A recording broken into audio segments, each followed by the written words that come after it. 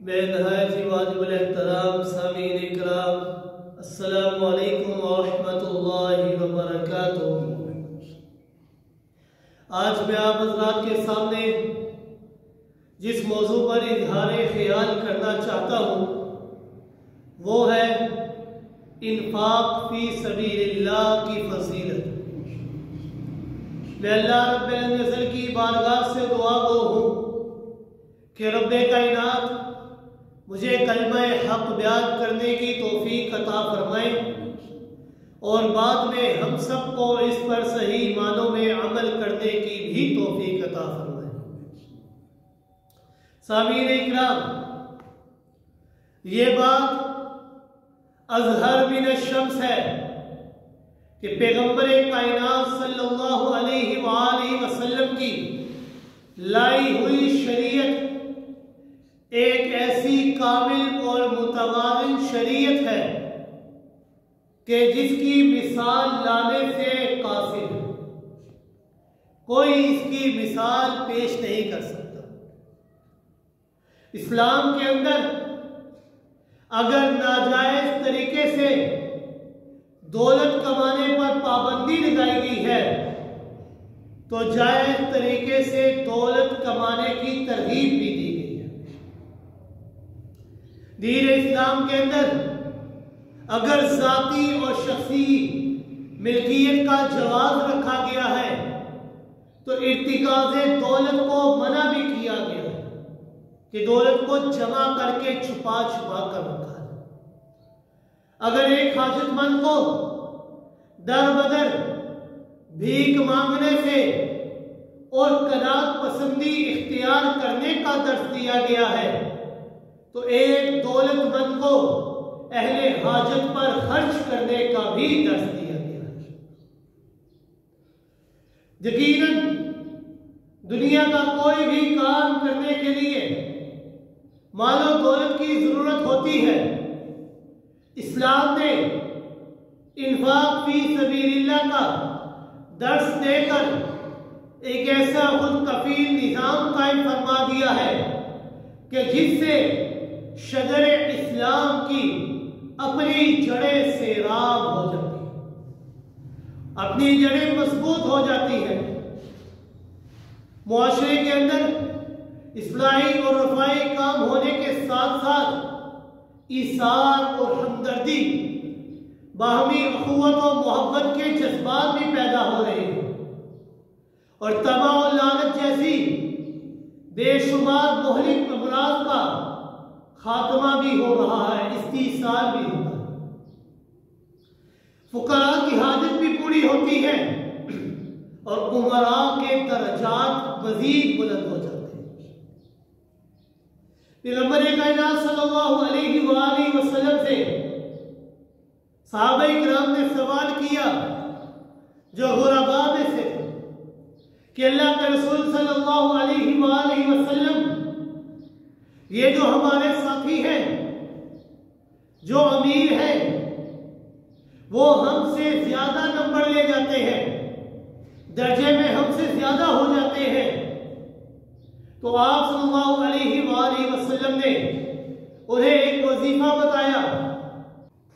آپ صلی اللہ علیہ وآلہ وسلم نے صحابہ اکرام کو جب یہ وظیفہ بتایا تو صحابہ اکرام یہ وظیفہ کرتے تو آپ صلی اللہ علیہ وآلہ وسلم کے بعد وہ صحابہ اکرام پھر سے آئے اور آ کر کہنے لگے کہ اللہ کے رسول صلی اللہ علیہ وآلہ وسلم، جو ہمارے امراء ہیں، جو صحابہ ہیں، وہ بھی یہ وظیفہ کیا کرتے ہیں، وہ پھر سے ہم سے آگے ہو گئے ہیں۔ تو آپ صلی اللہ علیہ وآلہ وسلم نے فرمایا یہ تو اللہ کی تقسیم ہے، اللہ جس سے چاہتا ہے جتنا چاہتا ہے عطا کر دیتے ہیں، یہ اللہ کی تقسیم ہے۔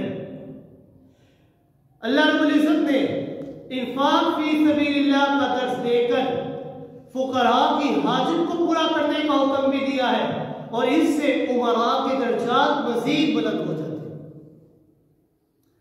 قرآن و حدیث کے اندر جا بجا دولت مندی کی سب سے بڑی بیماری، سب سے بڑی بیماری بخل کو کی مذمت بیان کی ہے۔ اللہ رب العزت نے بخل کی مذمت بیان کی ہے بار بار قرآن مجید میں. کبھی کبھار قرآن مجید بخل کی مذمت بیان کرتے ہوئے یوں گویا ہوتا ہے کہ اللہ رب العزت نے فرمایا سورہ لیل کے اندر آیت نمبر 8 تا 11 کے اندر وَأَمَّا مَنْ بَخِلَ وَاسْتَغْنَىٰ وَكَذَّبَ بِالْحُسْنَىٰ فَسَيُيَسِّرُهُ لِلْعُسْرَىٰ وَمَا يُغْنِي عَنْهُ مَالُهُ إِذَا تَرَدَّىٰ کہ جس نے بخل کیا اور بے پرواہ بنا رہا اور نیک بات کو جھوٹ سمجھا اسے ہم سختی کے اندر پہنچائیں گے اور جب وہ دوزخ کے گڑھے میں گرنے والا ہوگا تو اس کا مال و دولت اس کا عیش و آرام اس کے کوئی بھی کام نہیں رہے گا. کبھی کے بعد قرآن مجید یوں گویا ہوتا ہے وَمَن يَبْخَلْ فَإِنَّمَا يَبْخَلُ عَن نَفْسِهِ وَاللَّهُ الْغَنِيُّ وَأَنْتُمُ الْفُقَرَاءُ کہ اللہ رب العزت نے قرآن مجید کے اندر فرمایا کہ جو انسان بخل کرتا ہے اس کے بخل کا وبال اسی کے اوپر آتا ہے. اور اللہ کی شان کیا ہے وَاللَّهُ الْغَنِيُّ اللہ تو غنی ہے بے پرواہ ہے وہ محتاجیوں سے پاک ہے اسے کسی چیز کی ضرورت نہیں ہے. اور انسان کی کیا شان ہے وَأَنْتُمُ الْفُقَرَاءُ کہ انسان یہ محتاج ہے. انسان ہر وقت ہر لحظہ ہر لمحہ اللہ کی رحمت کا محتاج ہے. حتیٰ کہ کل قیامت کا دن جب ہوگا کوئی انسان بھی اپنے اعمال کی وجہ سے جنت میں نہیں جا سکے گا. خود جناب محمد رسول اللہ صلی اللہ علیہ وآلہ وسلم نے فرمایا کہ کوئی انسان اپنے اعمال کی وجہ سے جنت میں نہیں جائے گا. صحابہ اکرام نے پوچھا یا رسول اللہ صلی اللہ علیہ وآلہ وسلم آپ بھی؟ تو آپ صلی اللہ علیہ وآلہ وسلم نے فرمایا نعم جی ہاں میں اپنے اعمال کی وجہ سے جنت میں نہیں جاؤں گا بلکہ اللہ کی رحمت کی وجہ سے جنت میں جاؤں گا. واللہ الغنی وانتم الفقراء اللہ کی شان ہے کہ وہ بے پرواہ ہے محتاجیوں سے پاک ہے اسے کسی چیز کی حاجت نہیں ہے. اور انسان وہ ہر لمحہ ہر لحظہ ہر وقت اللہ کی رحمت کا محتاج ہے. اور ایک مقام پر قرآن مجید یوں گویا ہوتا ہے وَمَن يُوقَ شُحَّ نَفْسِهِ فَأُولَٰئِكَ هُمُ الْمُفْلِحُونَ کہ جو بھی انسان اپنے نفس کے بخل سے بچا لیا گیا اپنے نفس کے بخل سے بچ گیا فَأُولَٰئِكَ هُمُ الْمُفْلِحُونَ تو یہی لوگ ہیں جو فلاح پانے والے ہیں یہی لوگ ہیں جو کامیاب ہونے والے ہیں یہی لوگ ہیں جو مراد کو پانے والے ہیں. قرآن مجید کے اندر اللہ رب العزت نے شیطان کی چال سے ہمیں آگاہ فرمایا کہ جب انسان اللہ کی راہ میں مال خرچ کرنے کے لیے نکلتا ہے تو شیطان انسان کو گمراہ کرنے کی کوشش کرتا ہے. شیطان یہ انسان کو روکتا ہے کہ اللہ کی راہ میں مال کو خرچ نہ کرنا. کیوں؟ وہ کس چیز سے گمراہ کرتا ہے؟ اللہ رب العزت نے فرمایا تیسرے سپارے کے اندر آیت نمبر 268 کے اندر الشیطان یعدکم الفقر ویأمرکم بالفحشاء واللہ یعدکم منہ مغفرۃ وفضلا واللہ واسع علیم کہ جب انسان اللہ کی راہ میں اپنا مال خرچ کرنے کے لیے نکلتا ہے تو شیطان سامنے آ جاتا ہے اور آ کر کہتا ہے کہ یہ جو تم مال خرچ کر رہا ہے یہ مال تیرا بڑھے گا نہیں یہ مال تیرا کم ہو جائے گا تو خود محتاج ہو جائے گا. الشیطان یعدکم الفقر شیطان یہ فقر کا خوف دلاتا ہے کہ تو محتاج ہو جائے گا تو غریب ہو جائے گا تو فقیر ہو جائے گا. وَيَأْمُرُكُمْ بِالْفَحْشَاءِ اور بے حیائی کا حکم دیتا ہے. لیکن اس کے برعکس اللہ رب العزت نے کس چیز کا وعدہ کیا؟ اللہ رب العزت وعدہ کرتے ہیں ایسے لوگوں سے جو اللہ کی راہ میں مال کو خرچ کرتے ہیں کسی چیز کی پرواہ نہیں کرتے غریب ہو جانے کی، فقیر ہو جانے کی، محتاج ہو جانے کی، کسی چیز کی پرواہ نہیں کرتے۔ اللہ رب العزت ایسے لوگوں سے وعدہ کرتے ہوئے فرماتے ہیں واللہ یعدکم منہ مغفرۃ وعزا، کہ ایسے لوگوں کے تمام گناہوں کو میں اللہ معاف کر دوں گا۔ صرف اللہ رب العزت گناہوں کو معاف نہیں کریں گے بلکہ وفضلا، اس کے مال کے اندر برکت کا اللہ رب العزت وعدہ بھی کرتے ہیں۔ وفضلا، میں اور بڑھا دوں گا تمہارے مال، میں اور زیادتی کر دوں گا۔ ایک موقع پر پیغمبر کائنات صلی اللہ علیہ وآلہ وسلم نے فرمایا لا يدخل الجنت حب ولا بخیل ولا منان، یہ ترمذی شریف کی روایت ہے کہ آپ صلی اللہ علیہ وآلہ وسلم فرماتے ہیں کہ جنت میں نہ تو دھوکے باز آدمی داخل ہوگا، نہ ہی بخیل آدمی داخل ہوگا، ولا منان، اور نہ ہی صدقہ کر کے احسان جتلانے والا داخل ہوگا۔ یہ تین لوگ ایسے ہیں کہ جو جنت کے اندر کبھی بھی داخل نہیں ہو سکتے۔ اور ایک موقع پر آپ صلی اللہ علیہ وآلہ وسلم نے فرمایا السخی قریب من اللہ، قریب من الجنہ، قریب من الناس، بعید من النار، کہ جو انسان سخی ہوتا ہے، جو انسان مالدار ہے، اللہ کی راہ میں مال خرچ کرتا رہتا ہے، ایسا بندہ وہ اللہ کے قریب بھی ہوتا ہے، وہ جنت کے قریب بھی ہو جاتا ہے، وہ بندوں کے قریب بھی ہو جاتا ہے، بعید من النار، لیکن جہنم سے وہ دور ہو جاتا ہے۔ لیکن اس کے برعکس جو انسان بخیل ہے اس کے متعلق آپ صلی اللہ علیہ وآلہ وسلم نے فرمایا والبخیل بعید من اللہ، بعید من الجنہ، بعید من الناس، قریب من النار، کہ جو انسان بخیل ہے، کنجوس ہے، ایسا بندہ وہ اللہ سے دور ہو جاتا ہے، وہ جنت سے بھی دور ہو جاتا ہے، وہ لوگوں سے بھی دور ہو جاتا ہے، لیکن جہنم کے قریب ہوتا جاتا ہے۔ اور پھر آپ صلی اللہ علیہ وآلہ وسلم نے فرمایا وَلَجَّاهِلٌ سَخِيٌّ أَحَبُّ إِلَى اللَّهِ مِنْ عَابِدٍ بَخِيلٍ، کہ جاہل سخی بخیل عابد کی نسبت اللہ کو بہت زیادہ پسند ہے، کہ ایک انسان جاہل ہے لیکن وہ سخاوت کرتا ہے، اس کی نسبت جو انسان عابد ہے لیکن وہ بخیل ہے، اللہ رب العزت ان دونوں میں سے جاہل سخی کو زیادہ پسند کرتے ہیں، جو سخاوت کرنے والا ہے۔ پیغمبر کائنات صلی اللہ علیہ وآلہ وسلم نے ایک موقع پر ارشاد فرمایا کہ اے لوگوں، دو آدمی کے اوپر تمہیں رشک کرنا چاہیے، دو لوگ ایسے ہیں کہ تمہیں ان کے اوپر رشک کرنا چاہیے کہ اللہ کاش ہمیں بھی کر دے۔ کون سے وہ دو؟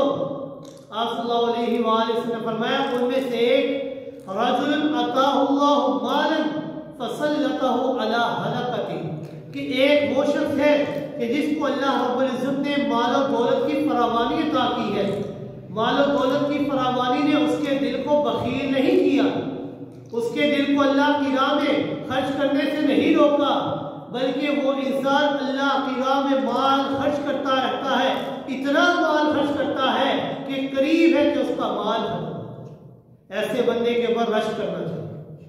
اور دوسرا وہ رجل اتاہ اللہ حکمت فہو یقضی بہا ویعلمها، کہ وہ بندہ کہ جسے اللہ رب العزت نے علم و حکمت عطا فرمائے اور وہ اس کے اوپر عمل کرتا ہے، اور صرف خود ہی عمل نہیں کرتا بلکہ اوروں کو بھی اس کی تعلیم دیتا ہے، ایسے بندے کے اوپر رشک کرنا ہے۔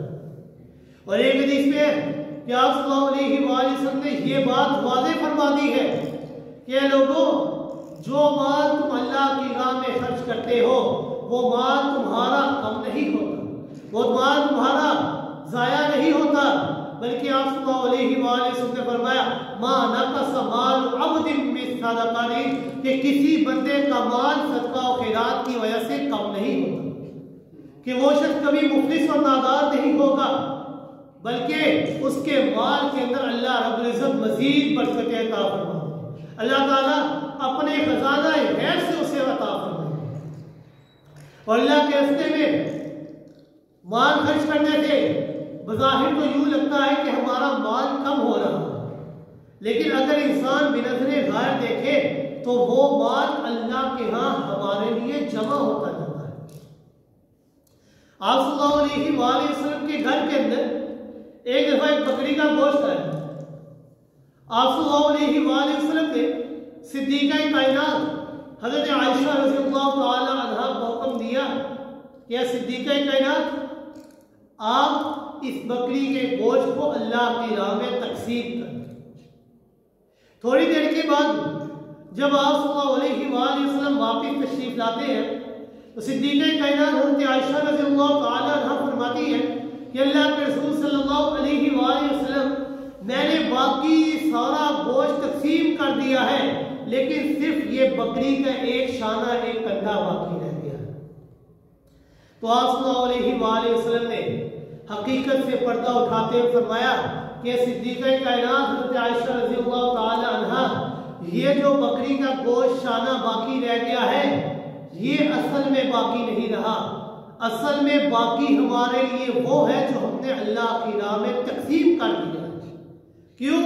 کیونکہ آپ صلی اللہ علیہ وآلہ وسلم فرماتے ہیں کہ بندہ ہر وقت کہتا رہتا ہے مالی مالی مالی، میرا مال میرا مال میرا مال، لیکن انسان کے مال میں صرف تین چیزیں صرف اس کی ہیں اور کوئی بھی اس کا نہیں۔ وہ تین چیزیں کون سی ہیں؟ ما اکل فافنا، جو اس نے کھا لیا اس نے ختم کر دیا، ما لبث فاغلا، جو اس نے پہن لیا اسے بوسیدہ کر دیا، پرانا کر دیا، ما آتا من صدقۃ، اور جو اس نے اللہ کی راہ میں خرچ کیا وہ اس نے کل قیامت کے دن اللہ کے پاس اپنے لیے ذخیرہ کر دیا۔ یہ تین چیزیں صرف انسان کی اپنی ہے، باقی اور کوئی چیز اس کے لیے نہیں ہے۔ باقی جو کچھ بھی ہے، جتنا مال ہے، وہ اس دنیا کے اندر محض ایک چوکی دار کی حیثیت سے ہے، وہ اپنے بعد میں آنے والوں کے لیے اس پہ حفاظت کر رہا ہے اور کچھ بھی نہیں کر رہا۔ صرف تین چیزیں اس کی ہیں، باقی سارا کچھ محض حفاظت کر رہا ہے۔ اور پیغمبر کائنات صلی اللہ علیہ وآلہ وسلم نے فرمایا کہ روزانہ صبح کے وقت دو فرشتے آسمان سے اتر کر دعا کرتے ہیں۔ وہ دعا کون سی ہے؟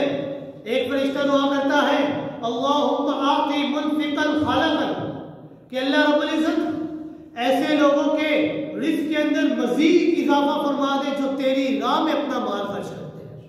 اور دوسرا کہتا ہے اللہم آتی ممسکا تلفا، کہ اللہ جو بندہ تیری راہ میں اس کے بعد مال و دولت ہونے کے باوجود تیری راہ میں خرچ نہیں کرتا، اس کے مال کو برباد کر دے۔ چونکہ یہ فرشتوں کی یہ ڈیوٹی ہے، اللہ رب العزت نے ان کی یہ ڈیوٹی مقرر کی ہے، اس لیے ان کی دعا کی قبول بھی ہوتی ہے، اس کی قبولیت میں کوئی شک بھی باقی نہیں رہتا۔ اور یہ مشکات شریف کی روایت ہے۔ اور قرآن مجید کے اندر اللہ رب العزت نے مختلف تعبیرات اختیار فرما کر انفاق فی سبیل اللہ کی لوگوں کو ترغیب دی ہے کہ لوگوں اللہ کی راہ میں مال خرچ کرو۔ اللہ رب العزت کبھی یوں گویا ہوتے ہیں کہ اللہ رب العزت نے فرمایا وَلِلَّهِ مِيرَاثُ السَّمَاوَاتِ وَالْأَرْضِ، کہ لوگوں یہ جو تم دعویٰ کرتے ہو کہ میرا مال، یہ مال تمہارا نہیں ہے۔ وَلِلَّهِ مِيرَاثُ السَّمَاوَاتِ وَالْأَرْضِ، آسمان و زمین کا سارا مال یہ اللہ کا دیا ہوا ہے، یہ تمہارا مال نہیں ہے، یہ اللہ کا دیا ہوا ہے۔ اور جب اللہ کا دیا ہوا مال ہے تو اللہ کی راہ میں خرچ کرنا بھی تو چاہیے نا، اسے جمع کر کے نہیں رکھنا چاہیے بلکہ اللہ کی راہ میں خرچ کرنا چاہیے۔ کسی مقام پر اللہ رب العزت یہ حکم دیتے ہیں وَأَنفِقُوا مِمَّا رَزَقْنَاكُم مِّن قَبْلِ أَن يَأْتِيَ أَحَدَكُمُ الْمَوْتُ فَيَقُولَ رَبِّي لَوْلَا أَخَّرْتَنِي إِلَىٰ أَجَلٍ قَرِيبٍ فَأَصَّدَّقَ وَأَكُن مِّنَ الصَّالِحِينَ۔ جو مال اللہ رب العزت نے تمہیں دیا ہے اس میں سے مرنے سے پہلے خرچ کر لو، ایسا نہ ہو کہ بوقت موت تمہیں پچھتاوا ہوئے اور تم کہنے لگو کہ اللہ کیوں نہ آپ ہمیں تھوڑی دیر کے لیے مہلت دیتے۔ فَيَقُولَ رَبِّي لَوْلَا أَخَّرْتَنِي إِلَىٰ أَجَلٍ قَرِيبٍ، ہمیں تھوڑی دیر کے لیے مہلت دے دے، تھوڑا سا وقت ہمیں دے دے۔ فَأَصَّدَّقَ وَأَكُن مِّنَ الصَّالِحِينَ، تو جو مال آپ نے ہمیں عطا کیا ہم اس میں صدقہ و خیرات کریں گے اور نیکوکاروں میں شامل ہوں گے۔ لیکن رب کائنات فرماتے ہیں وَلَن يُؤَخِّرَ اللَّهُ نَفْسًا إِذَا جَاءَ أَجَلُهَا وَاللَّهُ خَبِيرٌ بِمَا تَعْمَلُونَ. کہ جب انسان کے اوپر اس کی موت کا وقت آ گیا، موت آ گئی، تو اللہ رب العزت ایک لمحے کی بھی مہلت نہیں دیں گے. جب اس کا وقت آ گیا ایک لمحے کی بھی مہلت نہیں ملے گی. واللہ خبیر بما تعملون، اور اللہ اس ہر چیز کو خبر رکھنے والا ہے جو تم کرنے والے. یعنی موت سے پہلے اللہ رب العزت انسان کو حکم دے رہے ہیں کہ اللہ کی راہ میں مال کو خرچ کر. ایک مقام پر اللہ رب العزت نے فرمایا من جاء بالحسنۃ فلہ عشر امثالها، کہ کون ہے جو اللہ کی راہ میں اپنا مال خرچ کرے، اللہ رب العزت اس کے بدلے میں تمہیں 10 گنا عطا کرے. 10 گنا اللہ رب العزت بڑھا کر عطا فرمائے. بعض روایات میں ہے کہ سیدنا صدیق اکبر رضی اللہ تعالیٰ عنہ کے دور حکومت کے اندر سخت قحط پڑ گیا. کھانے پینے کی کوئی چیز بھی قیمتاً مل نہیں سکتی تھی. لوگ انتہائی پریشان تھے اور خستہ حال کہ اب ہم کریں تو کیا کریں.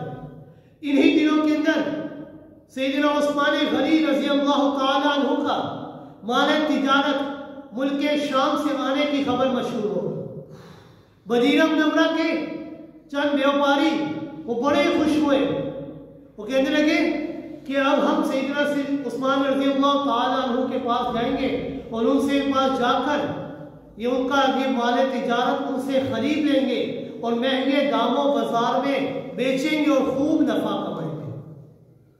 وہ بیوپاری وہ تاجر سیدنا عثمان رضی اللہ تعالیٰ عنہ کے پاس آ جاتے ہیں اور آ کر کہنے لگے کہ حضرت عثمان رضی اللہ تعالیٰ یہ جو آپ کا مال تجارت آیا ہے آپ ہمیں یہ قیمتاً دے دیں. حضرت عثمان رضی اللہ تعالیٰ نے فرمایا کہ آپ مجھے کتنا دیں گے اس کا نفع. وہ کہنے لگے ہم آپ کو دگنی قیمت عطا کر کے اس کو دیں گے. حضرت عثمان نے فرمایا قد زادونی، مجھے تو اس سے زیادہ مل رہا ہے. وہ کہنے لگے چلے ہم 3 گنا زیادہ دیں گے. حضرت عثمان نے پھر فرمایا قد زادونی، مجھے تو اس سے بھی زیادہ مل رہا ہے. لوگ یہ سوچنے لگے کہ خستہ حال ہے، قحط سالی ہے، ہو سکتا ہے ہم سے پہلے کسی نے آ کر زیادہ کی آفر کر دی ہو، چلے ہم آپ کو 4 گنا قیمت عطا کریں گے. حضرت عثمان نے فرمایا قد زادونی، مجھے تو اس سے بھی زیادہ مل رہا ہے. وہ کہنے لگے 5 گنا عطا کریں گے. حضرت عثمان نے فرمایا قد زادونی، مجھے تو اس سے بھی زیادہ مل رہا ہے. وہ بڑے پریشان. وہ کہنے لگے مدینہ منورہ میں ہم سے بڑا تاجر کون ہے، بیوپاری کون ہے جس نے اتنی بڑی قیمت لگا دی. حضرت عثمان سے سوال کیا کہ آپ کو کس کو بیچنے لگے ہیں. تو حضرت عثمان رضی اللہ تعالی نے فرمایا کہ میں اس مال کو خرچ کر رہا ہوں اور مجھے اس کے بدلے میں 10 گنا مل رہا ہے. وہ بڑے پریشان کہ کس نے آپ سے مال خرید لیا ہے. تو حضرت عثمان رضی اللہ تعالی نے فرمایا کہ میں نے اپنا مال اللہ کی راہ میں صدقہ کر دیا ہے. اے لوگوں تم بھی گواہ رہنا، اللہ بھی گواہ ہے، میں نے اپنا سارا مال تجارت اللہ کی راہ میں صدقہ کر دیا ہے تمام فقراء اور مساکین کے لیے. کیونکہ میرے رب کا وعدہ ہے من جاء بالحسنۃ فلہ عشر امثالها، جو انسان میں اللہ کی راہ میں ایک نیکی کرتا ہے میں اللہ 10 گنا بڑھا کر اس کا بدلہ عطا کرتا ہوں. لہذا گواہ رہنا، میں نے اپنا مال اللہ کی راہ میں صدقہ کر دیا ہے.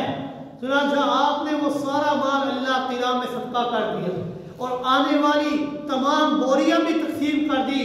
بعد میں سیدنا عثمان رضی اللہ تعالیٰ نے وہ سامان لانے والے اونٹوں کو بھی ذبح کر کے ان کا گوشت بھی تقسیم کر دیا اور اپنے اہل و عیال کے لیے ایک دانہ بھی نہیں رکھا. یہ حضرت عثمان رضی اللہ تعالیٰ. اور انسان کو چاہیے کہ اللہ کی راہ میں جب بھی صدقہ و خیرات کرے تو اپنی محبوب ترین چیز کا صدقہ کرے، پسندیدہ ترین چیز کا صدقہ کرے. یہ نہیں کہ جو نکمی چیز ہے یا جو زائد چیز ہے اس کو صدقہ کرے. نیکی یہ نہیں کہ تم زائد اور نکمی چیز کو اللہ کی راہ میں صدقہ کرو.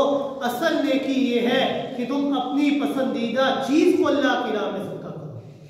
اللہ رب العزت نے فرمایا تیسرے پارے کے اندر ہی یا ایھا الذین آمنوا انفقوا من طیبات ما کسبتم وَمِمَّا أَخْرَجْنَا لَكُم مِّنَ الْأَرْضِ وَلَا تَيَمَّمُوا الْخَبِيثَ مِنْهُ تُنْفِقُونَ وَلَسْتُمْ بِآخِذِيهِ إِلَّا أَن تُغْمِضُوا فِيهِ کہ اللہ رب العزت نے فرمایا یا ایھا الذین آمنوا، اے ایمان والو، جو تم نے کمایا ہے اس میں سے جو اللہ رب العزت نے تمہارے لیے زمین سے اگایا ہے، جو عمدہ چیزیں اللہ نے تمہارے لیے زمین سے نکالی ہے اس میں سے تم اللہ کی راہ میں صدقہ کرو۔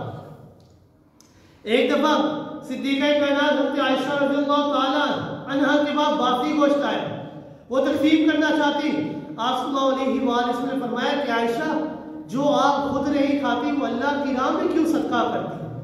اور آپ صلی اللہ علیہ وآلہ وسلم سے سوال کیا یا رسول اللہ صلی اللہ علیہ وآلہ وسلم ای الصدقۃ اعظم، کہ کون سا صدقہ سب سے زیادہ بڑا ہے، سب سے زیادہ اعظم ہے، ثواب کے اعتبار سے سب سے بڑا ہے؟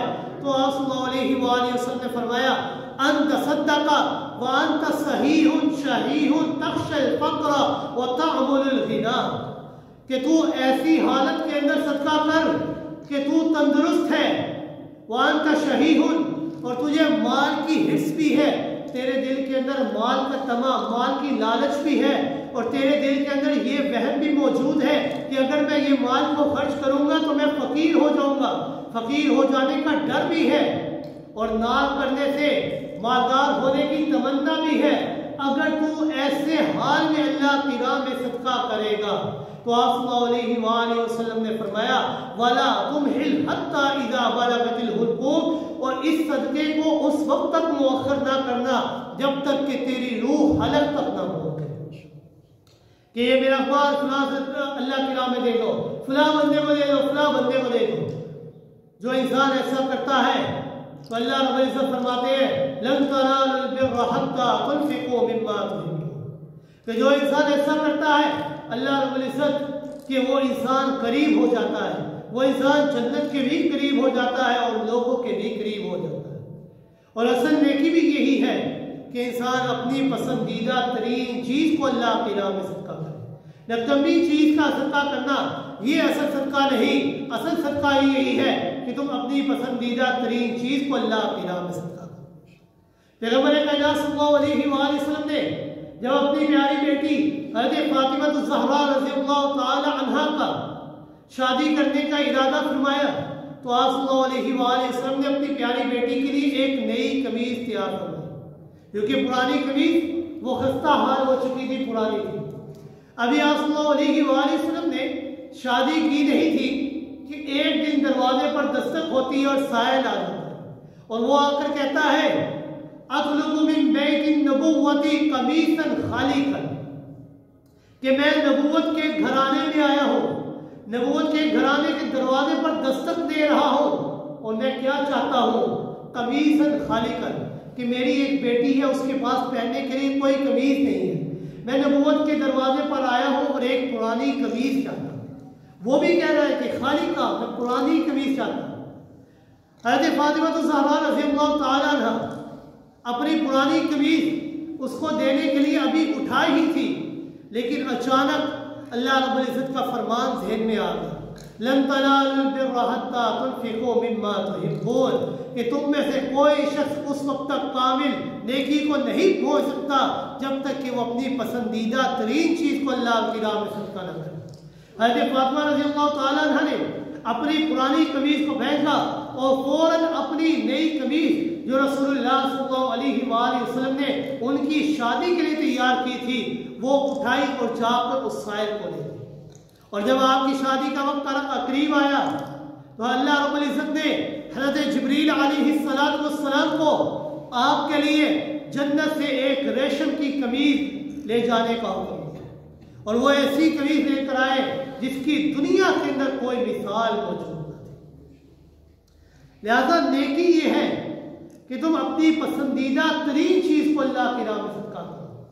نکمی چیز صدقہ کرنا یہ کوئی نیکی نہیں، اپنی پسندیدہ ترین چیز کو اللہ کی راہ میں صدقہ کرنا چاہیے۔ اور نیکی کرتے ہوئے، صدقہ کرتے ہوئے انسان کو یہ سوچنا چاہیے کہ جو مال میں اللہ کی راہ میں خرچ کر رہا ہوں اللہ رب العزت اس کو مجھے بڑھا کر عطا فرمائے۔ اور اللہ رب العزت کا یہ وعدہ ہے، اللہ رب العزت نے فرمایا مَثَلُ الَّذِينَ يُنْفِقُونَ ينفقون أموالهم في سبيل الله كمثل حبة أنبتت 7 سنابل في كل سنبلة 100 حبة والله يضاعف لمن يشاء والله واسع عليم. کہ اللہ رب العزت نے مثال دی ایسے لوگوں کی جو اللہ کی راہ میں مال کو خرچ کرتے ہیں.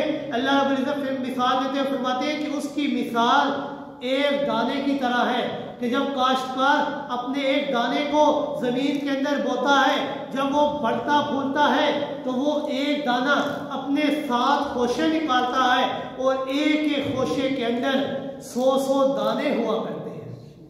بظاہر تو یوں محسوس ہوتا ہے کہ وہ دانہ ہم ضائع کر رہے ہیں، ہم نے زمین کے اندر پھینک دیا ہے، ڈبو دیا ہے، لیکن اللہ رب العزت اس کا بہترین بدلہ عطا فرماتے ہیں. بالکل اسی طرح جو انسان اللہ کی راہ میں مال کو خرچ کرتا ہے، بظاہر یوں لگتا ہے کہ ہمارا مال کم ہو رہا ہے، لیکن وہ مال کم نہیں ہوتا، بلکہ اللہ رب العزت 10 سے لے کر 700 گنا تک بڑھا کر اس کا بدلہ عطا فرماتے ہیں. اللہ رب العزت نے ساتھ یہ بھی فرمایا واللہ یضاعف لمن یشاء، اور جس کی نیت جتنی خالص ہوتی ہے اللہ اس سے بھی زیادہ بڑھا کر عطا کرتا ہے. جتنی نیت خالص ہو اللہ اس سے بھی بڑھا کر عطا کرتا ہے. اللہ رب العزت نے سورہ صافات کے ضمن میں 3 بھائیوں کا واقعہ نقل کیا ہے کہ وہ 3 بھائی، ان کا والد کاشتکار تھا، اس کے باغات تھے. وہ انسان بڑا ہی سخی تھا، جب بھی باغ پھلتا پھولتا وہ اس کا پھل غرباء اور فقراء میں تقسیم کیا کرتا. اس کے بیٹے اسے روکا کرتے تھے کہ ایسا نہ کر، لیکن وہ نہیں رکتا تھا. لیکن جب ان کا باپ وفات پا گیا تو ان تینوں بھائیوں نے آپس میں قسم کھائی کہ ہمارا باپ تو بے وقوف تھا، ہمارا خرچہ بڑھ گیا ہے، وہ تو ویسے ہی سارا مال لوگوں میں تقسیم کر دیا کرتا تھا، ہم اس طرح کریں گے کہ راتوں رات جا کر جب باغ اس کا پھل پھول جائے گا تو ہم وہاں پر جائیں گے اور جا کر راتوں رات پھل کو کاٹ لیں گے. دل کے اندر بخل آ گیا، کنجوسی آ گئی، تو اللہ رب العزت نے ان کے باغ کو چلا کر راہ کر دیا.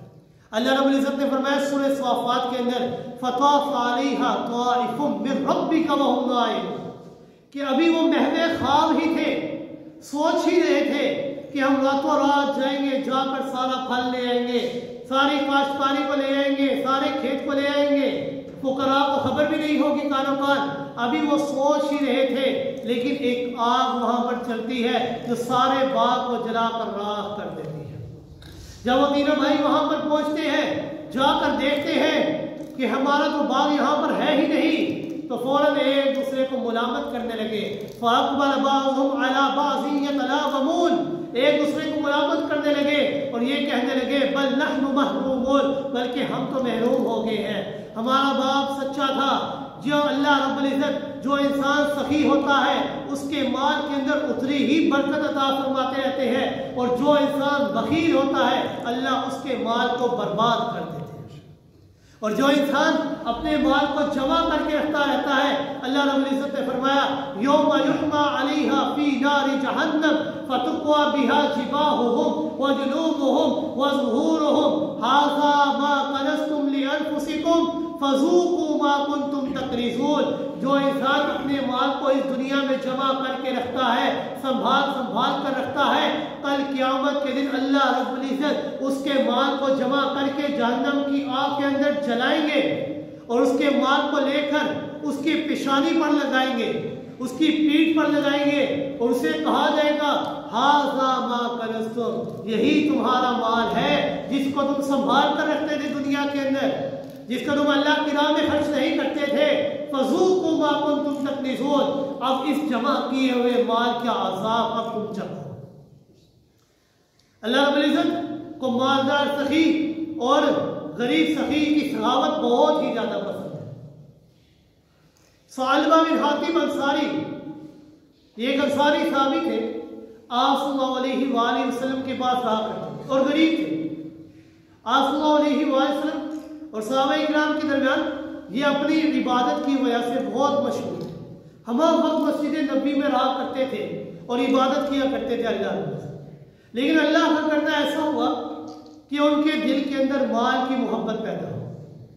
انہوں نے آپ صلی اللہ علیہ وآلہ وسلم سے فرمایا کہ اللہ کے رسول صلی اللہ علیہ وآلہ وسلم آپ اللہ رب العزت سے میرے لیے دعا کریں کہ اللہ رب العزت مجھے مال کی فراوانی عطا فرمائے۔ اللہ رب العزت نے فرمایا ویح یا ثعلبہ، ویح یا ثعلبہ، افسوس تیرے اوپر اے ثعلبہ، تم مال کی محبت تیرے دل میں کہاں سے آ گئی ہے؟ کیا تجھے یہ بات پسند نہیں کہ تم مجھ محمد رسول اللہ صلی اللہ علیہ وآلہ وسلم کی طرح ایک فقر و فاقے والی زندگی بسر کرو؟ کیونکہ جب مال زیادہ ہو جاتا ہے تو ذمہ داریاں بھی اتنی ہی بڑھ جایا کرتی ہیں۔ تجھے حب مال کہاں سے تیرے دل میں آ گیا ہے؟ وہ کہنے لگے، ثعلبہ کہنے لگے اللہ کے رسول صلی اللہ علیہ وآلہ وسلم فآتی کل ذی حق حقہ، آپ اللہ سے میرے لیے دعا کریں، میں اللہ رب العزت سے دعا کرتا ہوں کہ اللہ رب العزت آپ جب مجھے مال عطا کریں گے تو میں ہر حقدار کا حق بھی ادا کروں گا، یعنی جو مال مجھے ملے گا میں لوگوں میں تقسیم بھی کروں گا۔ آپ صلی اللہ علیہ وآلہ وسلم نے اس کے لیے دعا کی اللہم آتی مالا ثعلبہ، کہ اللہ ثعلبہ کو مال کی فراوانی عطا کر۔ اللہ رب العزت نے اس کو مال کی فراوانی اتنی عطا فرمائی کہ مدینہ منورہ کا شہر اس کے لیے چھوٹا پڑ گیا، بھیڑ بکریاں اتنی پڑ گئی کہ وہ مدینہ منورہ کے شہر کو چھوڑ کر ایک گاؤں میں جا بسا، پھر ظہر اور عصر کی نماز میں صرف آیا کرتا تھا، لیکن بھیڑ بکریاں اتنی بڑھتی گئیں کہ آہستہ آہستہ ظہر اور عصر کی نماز بھی اس کے چھوٹ گئی، صرف جمعے کے دن آیا کرتا تھا۔ پھر ایک وقت وہ بھی آیا کہ جمعے کے دن بھی وہ نہیں آیا کرتا۔ آپ صلی اللہ علیہ وآلہ وسلم کو جب ثعلبہ کے حالات کے بارے میں علم ہوا تو آپ صلی اللہ علیہ وآلہ وسلم نے فرمایا ویح یا ثعلبہ، افسوس ہے تیرے اوپر اے ثعلبہ۔ پھر آپ صلی اللہ علیہ وآلہ وسلم نے زکوٰۃ لینے کے لیے ایک صحابی کو بھیجا، جاؤ ثعلبہ کے پاس جا کر زکوٰۃ لے کر آؤ۔ تو وہ ثعلبہ کہنے لگے مال کی محبت دل میں آ گئی نا، وہ کہنے لگے یہ تو مجھے زکوٰۃ محسوس نہیں ہوتی، یہ تو مجھے ایک ٹیکس محسوس ہوتا ہے، یہ تو ایک جزیہ ہے، ٹیکس ہے، زکوٰۃ تو نہیں ہے۔ وہ صحابی واپس آئے، آ کر آپ صلی اللہ علیہ وآلہ وسلم کو سارا ماجرا بتلا ہے۔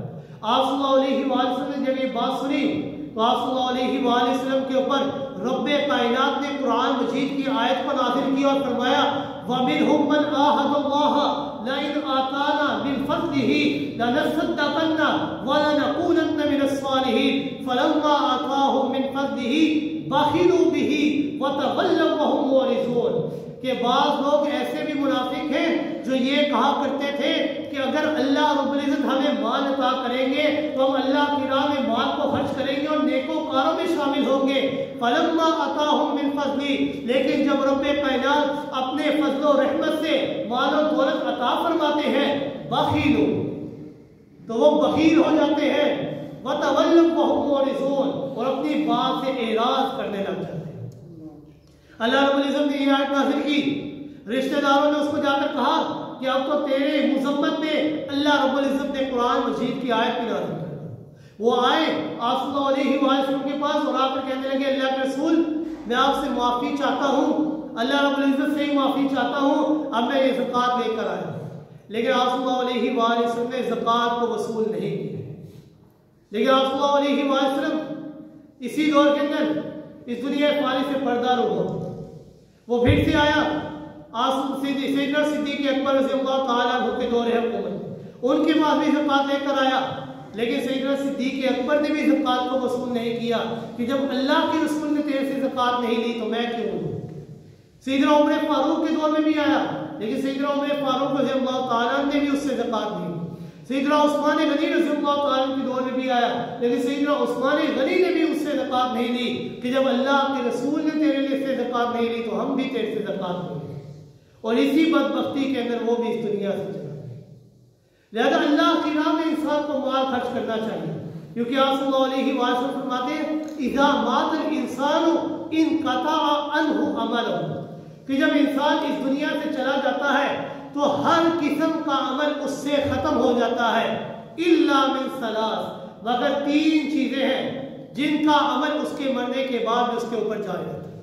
ان میں سب سے پہلی چیز ہے صدقہ جاریہ، کہ انسان کوئی ایسا کام کر دے کہ اس کے جانے کے بعد بھی لوگ اس سے فائدہ اٹھا رہے ہیں، تو جتنے دیر تک لوگ اس سے فائدہ اٹھا رہے ہوں گے اللہ رب العزت اس کا ثواب بھی اس کو عطا فرماتے ہیں۔ لہذا اللہ رب العزت سے دعا ہے کہ اللہ رب العزت ہمیں اپنی راہ میں صحیح معنوں میں اور اپنی پسندیدہ چیز کو اللہ کی راہ میں خرچ کرنے کی توفیق عطا فرمائے۔ وما علینا الا البلاغ المبین۔